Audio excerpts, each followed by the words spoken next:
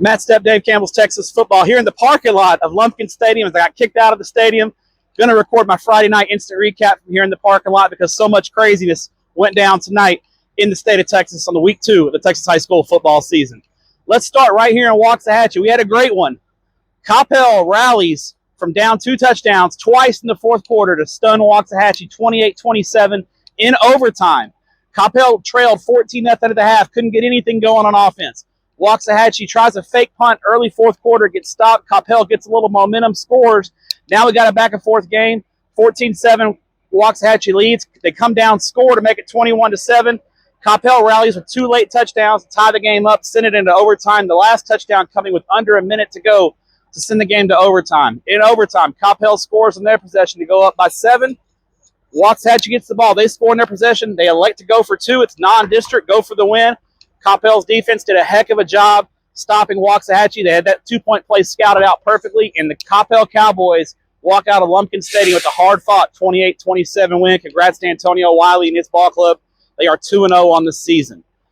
The shocker in the state of Texas tonight, up the road in DeSoto, the North Crowley Panthers knock off DeSoto 57-51 in a shootout. Congrats to Ray Gates' ball club. Not many gave him a chance, including myself. I didn't think North Crowley played very well last week in their season opening win over Lancaster. Didn't matter. The Panthers showed up in the biggest of games tonight against DeSoto and knock off the 2-time state champion DeSoto Eagles 57-51. What an offensive performance from North Crowley tonight. Chris Jemerson, Cornelius Warren, Daniel Bray, Quentin Gibson all had monster nights for North Crowley. They knock off DeSoto in DeSoto 57-51 to send notice to the rest of the state that they are a legitimate state title contender in Class 6A.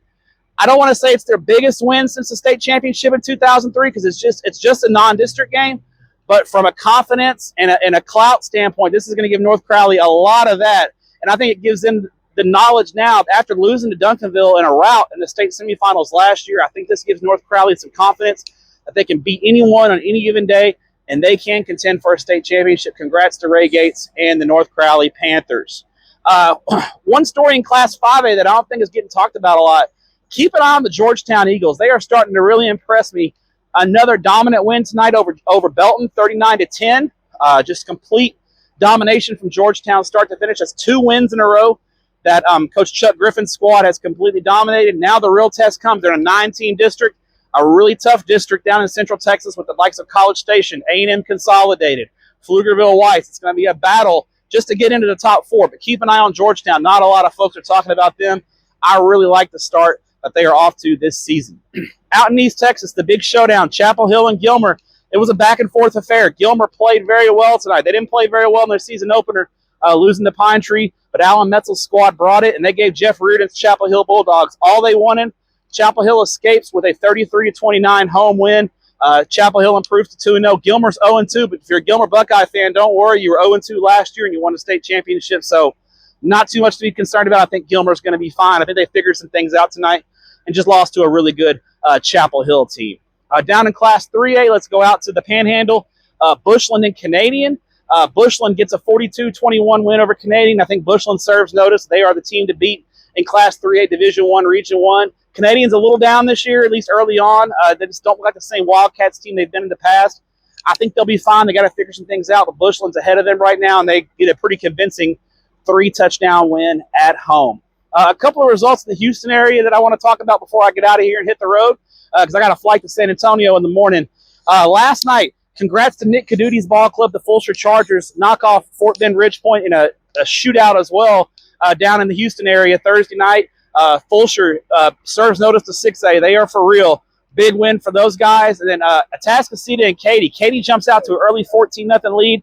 Atascocita rolls the rest of the way. Craig Stump's ball club 2 years in a row beats Katy to go to 2-0 on the year. Big convincing win over Katy after getting down 14-0 early. And then finally, one last congratulations. One result that caught my eye. Congrats to Arlington Seguin, Joe Gordon's ball club. That's a huge win over Red Oak tonight. They took Red Oak to the woodshed in Red Oak. Arlington Seguin's in that really tough 3-5A Division II.